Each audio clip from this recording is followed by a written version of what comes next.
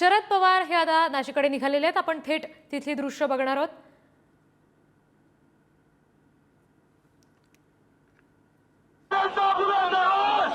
आपण सध्या हे दृश्य बघतोय।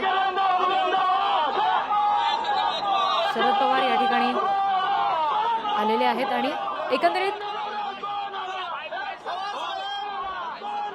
ही सगळी गर्दी त्यांच्या ताफ्याच्या शेजारी असलेली आपण बघतोय। चांदवडमध्ये शरद पवार पोहोचलेले आहेत। ते स्वतः सहभागी होणार आहेत आंदोलनामध्ये आणि आंदोलन झाल्यानंतर शेतकऱ्यांशी संवाद सुद्धा साधणार आहेत। नाशिकच्या चांदवडमधली ही थेट दृश्य आपण बघतोय।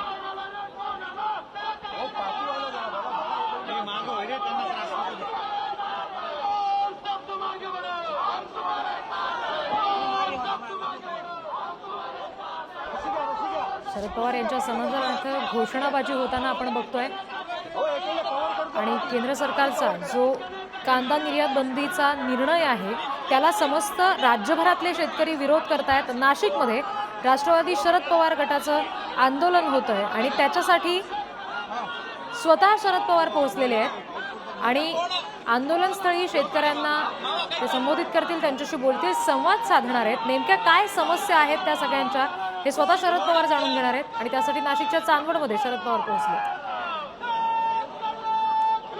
आणखी अपडेट्स घेऊया। आमचे प्रतिनिधी किरण ताजणे सध्या आपल्याशी जोडले गेलेत।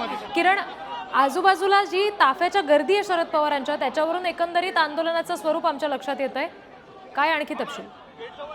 वृद्धी खरं म्हणजे मोर्चाला सुरुवात झालेली आहे। चांदवडच्या कृषी उत्पन्न बाजार समितीमधून शरद पवार यांची गाडी निघालेली आहे।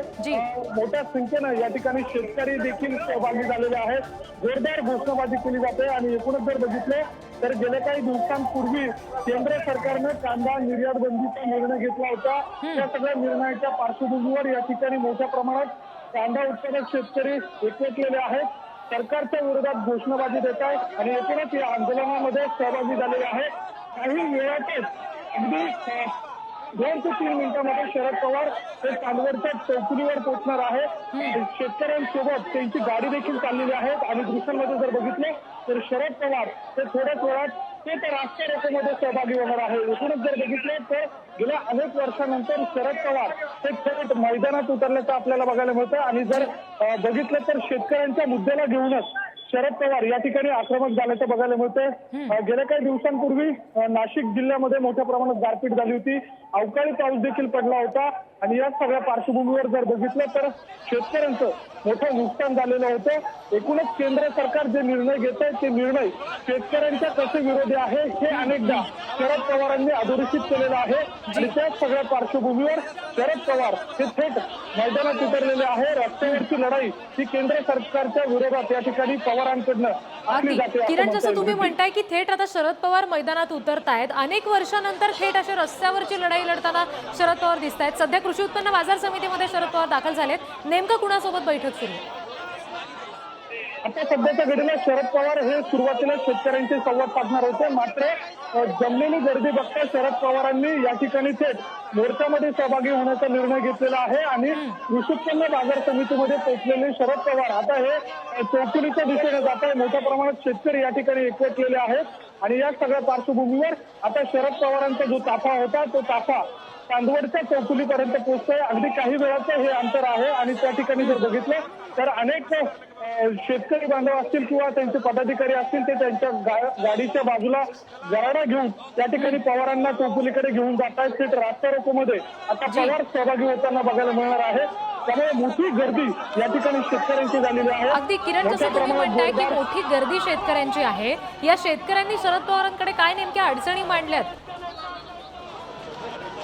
काही दिवसांपूर्वी नाशिक जिल्ह्यामध्ये गारपीट झाली होती, अवकाळी पाऊस झाला होता आणि त्या सगळ्या काळामध्ये पदाधिकाऱ्यांच्या माध्यमातून शरद पवार यांच्यापर्यंत जे नाशिक जिल्ह्यातील शेतकऱ्यांचं नुकसान झालेलं आहे त्याची व्यथा मांडण्यात आली होती।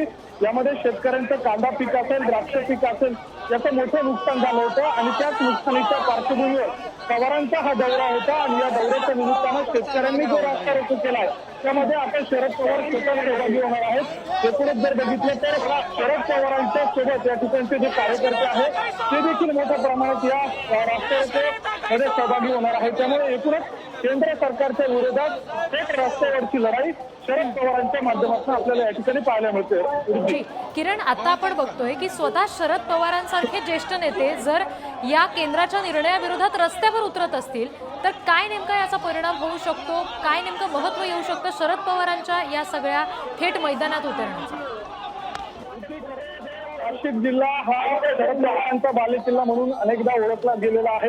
ज्या वेळेला शरद पवारांना अनेक आमदार सोडून दिले, शरद पवारांनी ज्या वेळेला मोठ्या प्रमाणात नाशिक जिल्ह्यातील आमदार ते शरद पवारांच्या माध्यमातून निवडून आले होते, त्यामुळे नाशिक जिल्ह्यातून शरद पवारांना अनेकदा बळ मिळालेला आहे. आणि त्या सगळ्या पार्श्वभूमीवर जर बघितलं तर त्याला दुसरा राजकीय कंगोरा देखील आहे. राष्ट्रवादी काँग्रेसमध्ये उभी फूट पडली आहे आणि त्या फुटीच्या पार्श्वभूमीवर अशा पद्धतीची लढाई लढत असताना शरद पवार मैदानात उतरले आणि त्या पद्धतीने आपली जी राजकीय विरोधात लढणं आणि एकूणच विरोधात. जी किरण, तुम्हाला थोडंसं थांबवते. सध्याची ही दृश्य आहेत जी प्रेक्षकांना आपण दाखवतोय, नाशिकच्या चांदवड मधली थेट दृश्य आहेत. शरद पवार या ठिकाणी कृषी उत्पन्न बाजार समितीमध्ये पोहोचलेत आणि ही जी ताफ्याच्या शेजारची गर्दी सध्या आपण दृश्यांमध्ये बघतोय, ही सगळे शेतकरी आहेत, कांदा उत्पादक शेतकरी आहेत, ज्यांचं केंद्र सरकारने जो कांदा निर्यात बंदीचा निर्णय घेतला त्याच्यामुळे नुकसान होत आहे.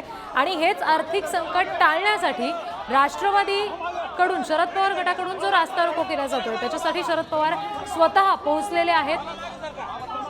शरद पवारांच्या समर्थनार्थ आणि केंद्र सरकारच्या विरोधात होणारी घोषणाबाजी सध्या दृश्यामध्ये आपण पाहतोय, ऐकतोय. शरद पवारांसारखे ज्येष्ठ नेते थेट मैदानात उतरत आहेत, रास्ता रोको करण्यासाठी नाशिकच्या चांदवडच्या रस्त्यांवर पोहोचतायत. याचा एक वेगळा परिणाम या दृष्टीनं होऊ शकतो. केंद्र सरकारला या शेतकऱ्यांच्या समस्या ज्या आहेत, कांदा निर्यात बंदीचा निर्णय घेतल्यानंतर उद्भवलेल्या, त्याची दखल घेण्यासाठी भाग पाडतो असं म्हणायला हरकत नाही. सध्याची थेट दृश्य नाशिकच्या चांदवडमधून सध्या आपण पुढारी न्यूजवर बघतो.